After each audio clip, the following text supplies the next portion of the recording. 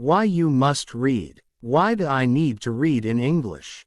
I get this question a lot from students. They argue that, as long as they're going to classes, doing their homework and watching films in English, there's no need to sit down with something as boring and old-fashioned as a book. Well, to put it simply, they're wrong. In fact, reading is the best thing you can do to learn English, and I'm here to tell you why. Firstly, reading skills are more important than ever, whether that be in English or your native language. In 2006, only 1 in 100 people went to university. Now, it's 7 in 100. All jobs, from office workers to mechanics, require far more reading and writing than a century ago. The competition is higher, and readers win. Secondly, reading is the best way to improve proficiency in English overall. Yes, you heard me right.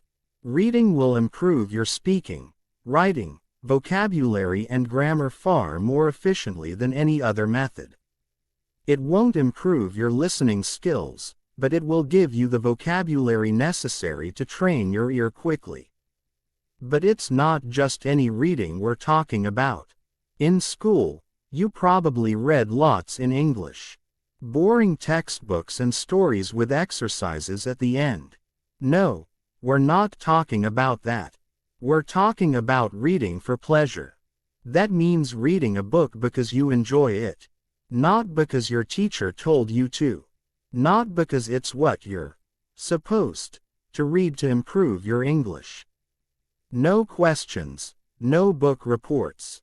Just pure pleasure. Yeah, right. You're probably thinking, that's too good to be true. Let me show you.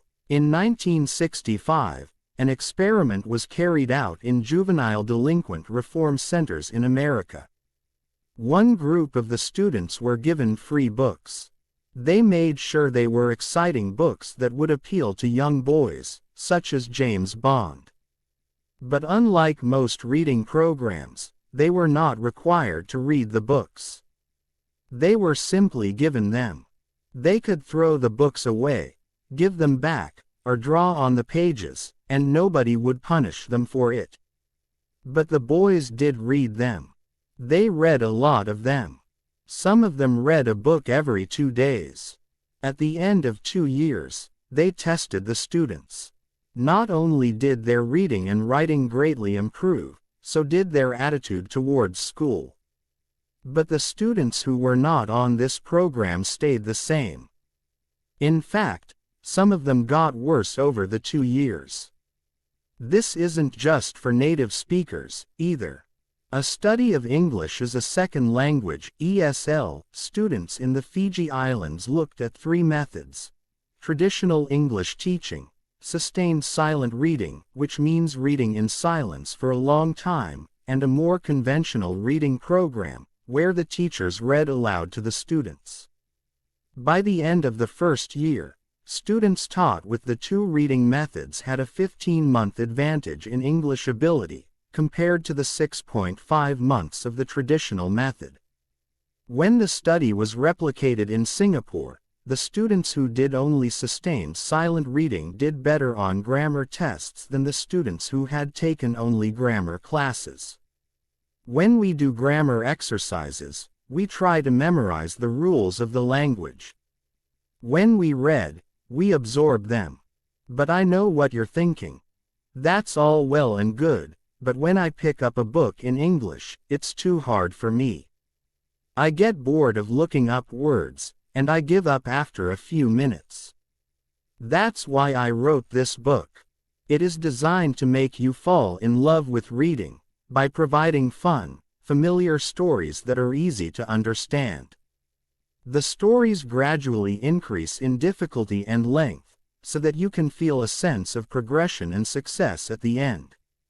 Most of them were originally released on my podcast, Easy Stories in English, but they have been rewritten and improved for this book, as well as having a version for each language level. They are a mix of classic and less popular fairy tales, as well as one that I wrote myself. Again, I know what you're thinking. Fairy tales. But those are for kids. I need useful vocabulary about business and science and technology. There's no way to make that fun. The thing with language is, there isn't such a big difference between important language and fun language. We use a wide range of words when talking about technical topics as well as chatting with our friends.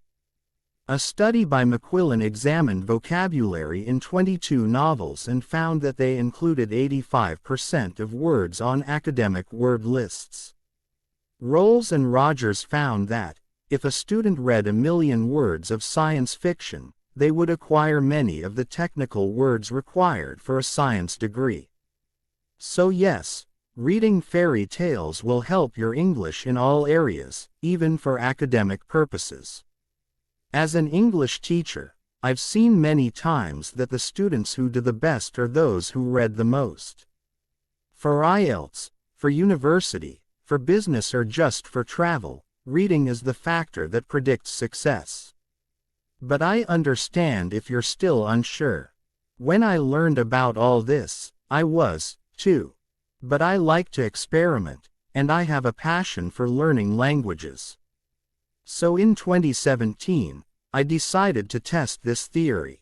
I had wanted to learn Spanish for a long time, but aside from struggling with Duolingo and not really learning anything, I hadn't made a serious attempt. I set myself a goal. I would read 1,000,000 words in Spanish and see what my level was afterwards. 1,000,000 words is roughly 20 standard-length novels, so it was a huge task. I started with very easy resources, like transcripts of podcasts for learners, but I avoided anything that felt too much like work. Once I'd learned the basics, I started reading translations of books that I knew in English, such as Harry Potter and A Song of Ice and Fire. You might know it as Game of Thrones. Finally, I was ready to move on to completely new books, and I fell in love with Latin American authors such as Isabel Allende, Luis Jorge Borges and Manuel Puig. With the reading, I also listened to podcasts, but I always read the transcripts and counted the words as part of my reading. After I achieved my goal, I tested myself by writing and talking to native speakers, and found I was at a decent intermediate level. I could understand almost everything I read, understand clear speech, and have conversations at a comfortable level, even though I had barely spoken the language since I started learning. I had been learning for about a year, and I had made more progress than most students make in 5 years. I didn't memorize the vocabulary and grammar rules. I absorbed them. By this point, you're either thinking, this is all complete nonsense, or you're super excited, ready to start reading for hours a day. But the next thing I'm going to say is extremely important. You must read books that are easy. You must read books that are fun.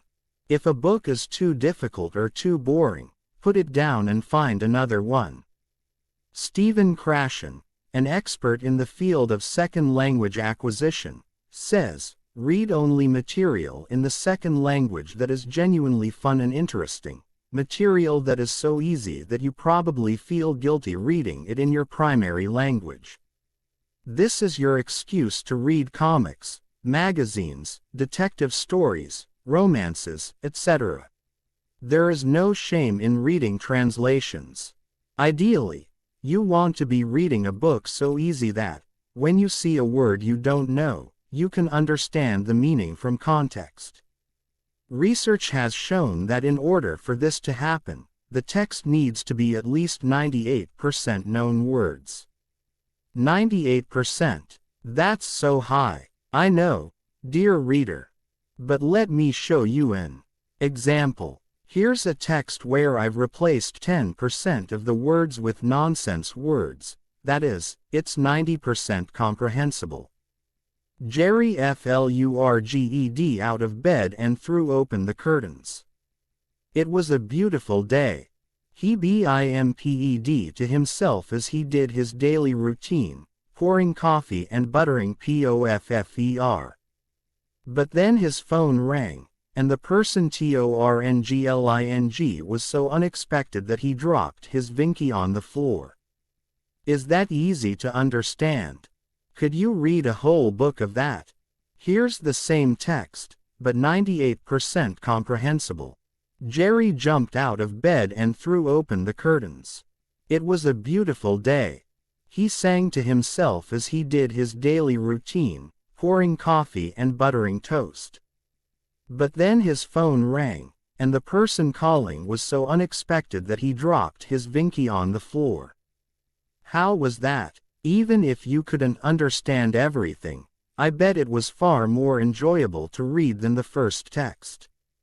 And that's the magic of reading for pleasure. Even if you didn't understand everything, you got enough to follow the story and keep going, without having to pick up a dictionary. So if you find that this book is too hard, put it down and read the level below. If you find it boring, go read something else. Yes, I'm giving you permission to stop reading my book. I know not everyone likes my writing style, and that's okay. Find what works for you. As you read, focus on the meaning of the stories, and don't sweat it if you don't understand every single word. Just relax, and try to get lost in the pages. Believe it or not, when we have fun, we learn far better.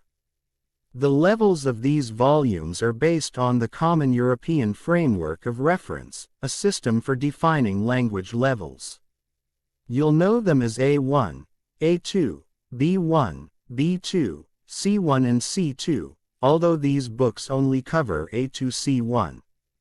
If you're A1 level, you probably need more guided teaching before you start reading, and if you're C2 level, then you can start reading books for native speakers. A great strategy, if you don't feel so confident about your reading ability, is to start with the beginner level of the book and reread it level by level, going all the way up to advanced. This will allow you to really absorb the new language and gradually increase the difficulty.